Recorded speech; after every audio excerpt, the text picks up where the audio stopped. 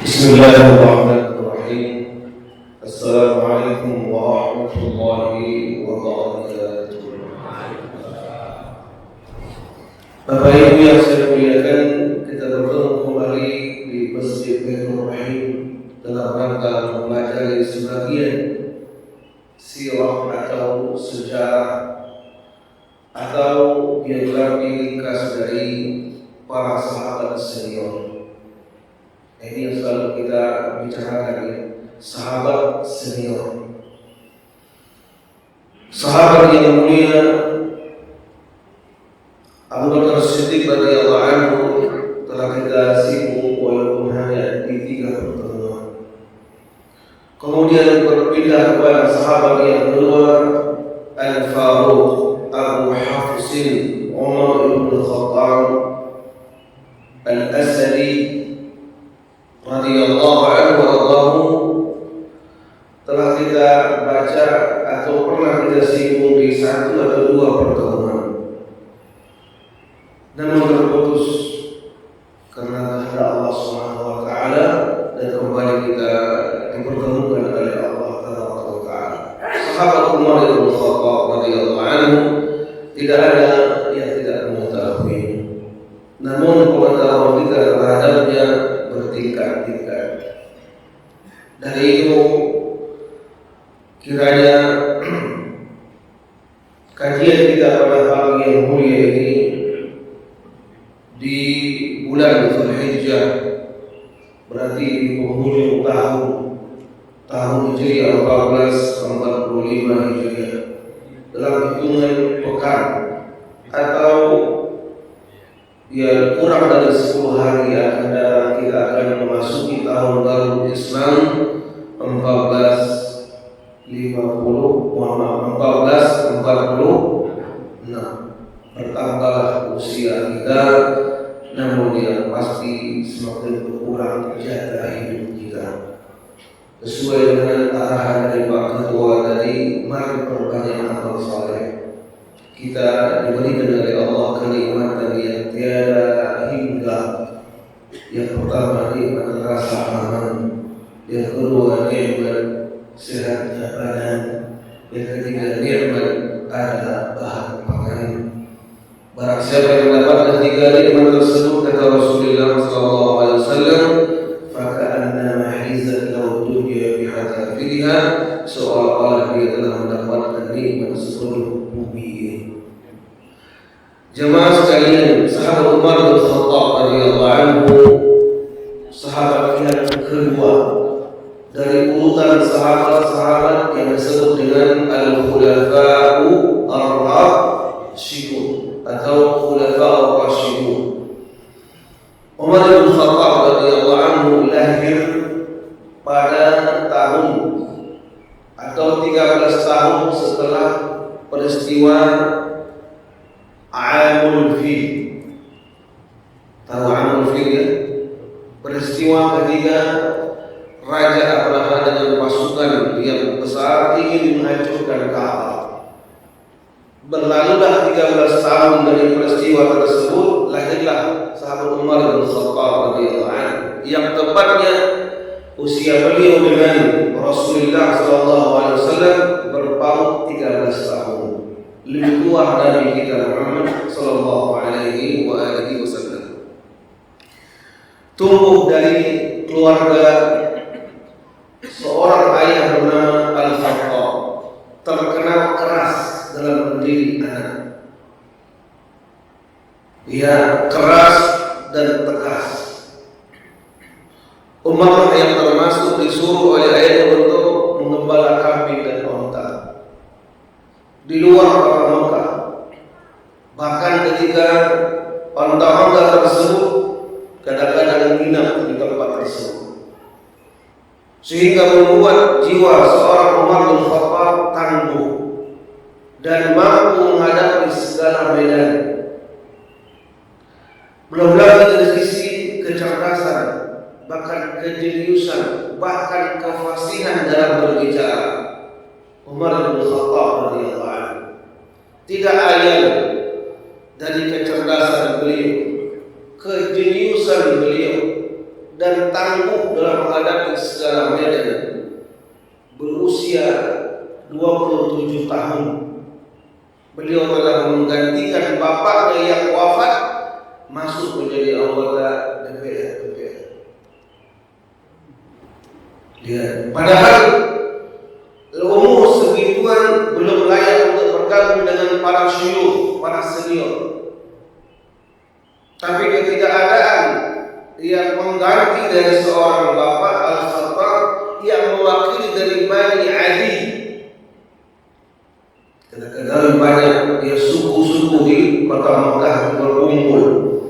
Terbesar ialah Bani Hashim, Bani Makhzum, Bani Umayyah, Bani Jumah, Bani Asad, dan banyak bani-bani yang lain. Nah, Umar bin Khattab radhiyallahu anhu, ketika beliau di masa mudanya bekerja keras, di samping dengan teman-teman sejawatnya seperti Khalid bin Walid, Sofwan ibn Umayyah bin Khalaf, Amr ibn As, yang semua pembesar ini akan menjadi orang-orang besar nanti di kemudian hari. Mereka ketika siang harinya berlomba pacuan kuda. Jika ada event-event tertentu, mereka saling latihan berantam atau gulat. Itulah para pemuda Quraisy. Namun Umar bin Khattab tumbuh lain dari yang lain, karena tidak seberuntung dari teman-temannya yang orang tuanya kaya raya. Ada Umar bin Khattab orang yang sederhana, membuat beliau tidak tampil megah mewah dan sering membuang-buang waktu. Tidak. Adapun beliau layak seperti pemuda biasa, dan tugasnya sehari-hari ialah diam di padang pasir, hidup dengan onta dan kambingnya. Ngeri jemaah, ternyata orang-orang besar tersebut kebanyakan lahir dari orang-orang yang bukan orang-orang yang besar, orang-orang yang berada, orang-orang dari kaya raya. Tidak. Jemaah yang Allah muliakan, ada yang menarik dari kehidupan Umar bin Khattab ini. Dia punya kakak kandung, kakak lain ibu. Dia hormati, tapi bapaknya lebih yakin kepada Umar karena memiliki banyak kelebihan. Singkat daripada kehidupan beliau, menikah dengan seorang perempuan Quraisy. Seorang perempuan Quraisy mendapatkan 3 orang anak, Abdullah, Abdurrahman, dan Hafsah. Dan tumbuhlah beliau hidup bersama orang-orang Quraisy, sudah bergabung dengan para pembesar Quraisy, bahkan di lembaga yang tertinggi DPR. Di siang hari dia kadang bergaul dengan teman-teman sejawatnya. Berarti apa? Pengetahuan beliau, wawasan beliau tentang kehidupan di luar sana dengan para pemuda, anak-anak muda, dia ketahui. Apalagi beliau mengetahui bagaimana kondisi kota Makkah dan pembicaraan yang dibicarakan oleh para senior. Umar orang yang tampil beda, sehingga muncullah dakwah dari dakwah yang mulia Rasulullah sallallahu alaihi wasallam. 3 tahun awalnya dakwah diam-diam, betul. Tidak ada reaksi, tidak ada aksi, tidak ada yang namanya sikap perlawanan yang berarti ketika dakwah itu diam-diam. Namun tatkala dakwah ini disampaikan dengan terang-terangan, Umar termasuk orang nomor 3 atau nomor 2 yang paling keras menghalangi. Bahkan beliaulah orang dengan tegas mengatakan, saya akan bunuh Muhammad, lalu sallallahu alaihi wasallam, lalu pertikaian dan permusuhan antara sesama orang-orang Quraisy di kota Makkah ini akan berhenti. Nanti ada kisahnya. tahun keempat, tahun kelima, tahun keenam, dan tahun ke-7 sampai tahun ke-8. Berapa tahun? 5 tahun ya. Itulah masa Umar bin Khattab radhiyallahu anhu, kerasnya memusuhi al-Islam, bahkan menyiksa dari kaumnya sendiri kalau dia ketahui ada yang masuk Islam. Begitu keras beliau termasuk orang yang selalu mengkanter pendapat-pendapat yang sifatnya hulu, sifatnya ialah terlalu berlebihan, termasuk Abu Jahal yang selalu ingin membunuh Rasulullah SAW. Nah, Umar sendirilah yang tadi mengatakan jangan terlalu ngegas untuk membunuh Muhammad. Kata beliau, karena apa? Muhammad SAW punya keluarga, punya suku, bahkan suku tertinggi di kota Makkah, Bani Hashim. Beliau mengatakan, datangilah paman kandungnya yang telah mendidik Muhammad sampai usia dewasa, Abu Talib. Terjadilah 3 cara untuk memberhentikan dakwah kita Muhammad SAW. Pertama, dengan cara mendatangi Abu Talib untuk mediasi, bicara baik-baik. Didengar oleh Abu Talib dan dia tidak gubris. Yang kedua, lebih ngegas, tidak digubris oleh Abu Talib. Yang ketiga inilah bentuknya ancaman. Wahai Abu Talib, jika engkau tidak memberhentikan dakwah ponakanmu, jangan salahkan kami nanti jika tertumpah darah di kota Mekah.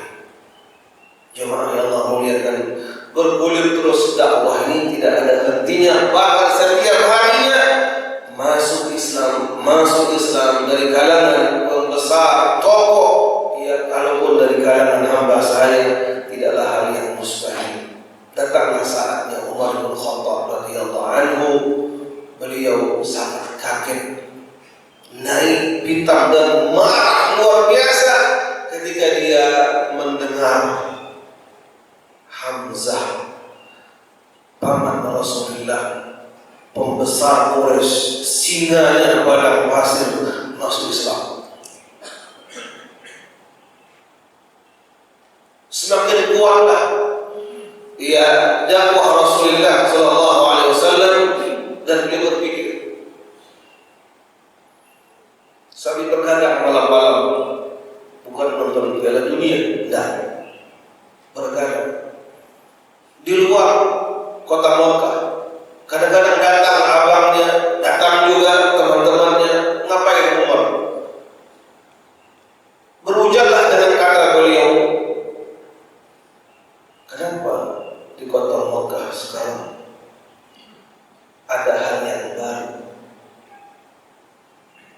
Orang-orang meninggalkan bapaknya ataupun anak kandungnya disebabkan dakwah seorang yang bernama Muhammad bin Abdullah sallallahu alaihi wasallam. Terus apa solusi? Kata beliau, saya akan korbankan nyawa saya. Terus saya akan bunuh Muhammad. Dia pikir dong, dia punya suku besar. Kalau saya bunuh Muhammad, saya akan dibunuh kembali. Kisah habis perkara. Diam dan pulang ke rumahnya. Dia asah pedang.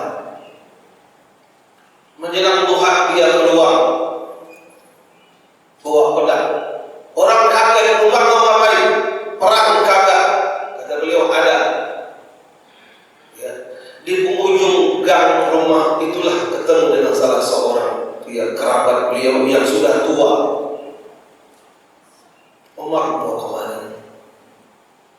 Kata beliau, membunuh Muhammad. Pertikaian ini agar selesai di kota Makkah. Kenapa? Saya yang sering keluar kota Makkah bertemu dengan pembesar, mereka nyinyir dengan kota Makkah. Kok ada hal yang baru di kota Makkah? Malu saya. Umar bin Khattab jemaah ini, beliau ini sebagai delegasi atau apa yang maksudnya? Kalau ada pertikaian antar suku, beliau sebagai utusan, dubes kalau kita berkata duta besar. Dia tahu hal di luar. Ketika beliau tidak mendengarkan kalimat-kalimat yang tidak baik tentang kota Mekah, beliau gerah. Singkat cerita, dialog dengan orang tua di depan gang rumahnya. Apa kata sang tua tersebut? Wahai Umar, salah engkau kalau engkau ingin membunuh Muhammad sallallahu alaihi wasallam. Salah. Kenapa? Coba urus keluargamu.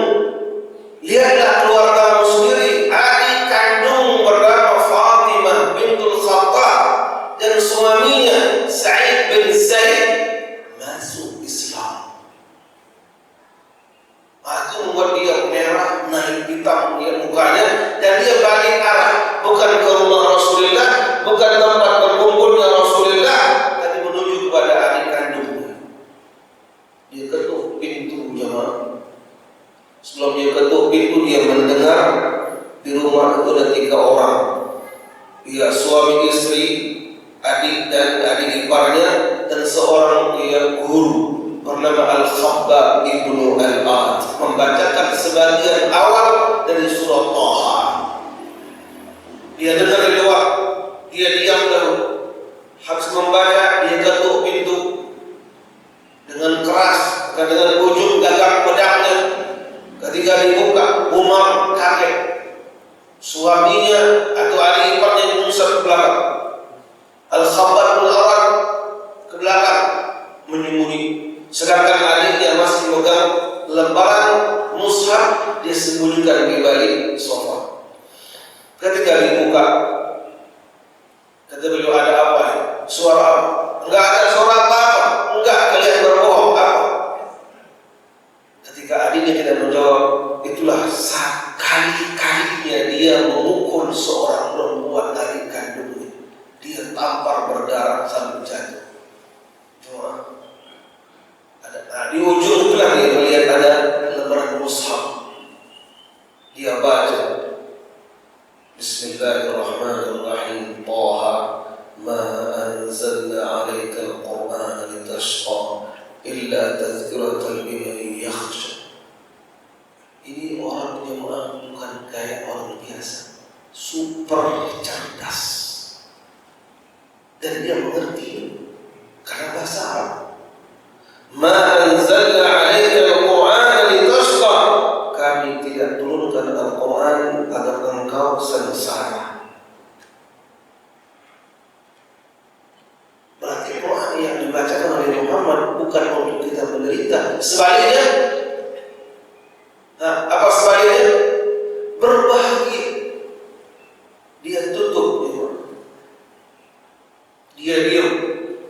Dia ambil sapu tangannya untuk mengusap darah keluar dari bibir adiknya. Dia tolak. Engkau kasar wahai abang, berani memukul adikmu perempuan. Mana sifat jawarahmu, mana sifat yang keperkasaan. Dia kuat dan dia takut. Oh iya juga ya. Kenapa laki-laki memukul perempuan? Aib. Apa yang terjadi? Beliau pun diam. Di otaknya dia ulang-ulang, ma anzalna 'alaika al-Qur'ana litashqa. Tidak kami turunkan Al-Quran ini agar kalian atau engkau menderita sengsara. Sebaliknya berbahagia. Itu yang terus dia membuat bingung. Dan akhirnya dalam kondisi diam itulah adik iparnya keluar, kaget beliau, dan sahabat bernama Khabbab ibnu Al-Arad pun keluar. Beranilah sahabat Khabbab mengatakan, ya Umar, engkaulah orangnya. Ada apa? Sepekan yang lalu kami telah mendengar Rasul membaca doa, ya Allah, muliakan Islam dengan masuknya salah seorang Umar, Amr ibn Hisham, Abu Jahal, atau Umar ibn Khattab. Semoga engkau orangnya. Akhirnya bagi tertegun jemaah, kata beliau, apakah Rasulmu menyebut namaku? Iya. Berbalik jemaah. Awal mula dia ingin membunuh Rasulullah SAW.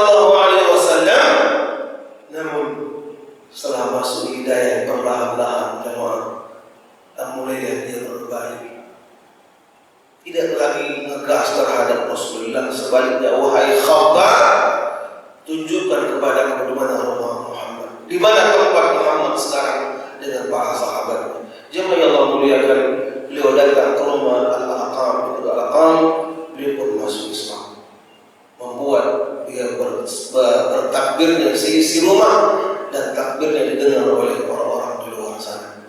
Ringkas cerita, beliau pun masuk Islam. Subhanakallahumma wa bihamdika, asyhadu an la ilaha illa anta, astaghfiruka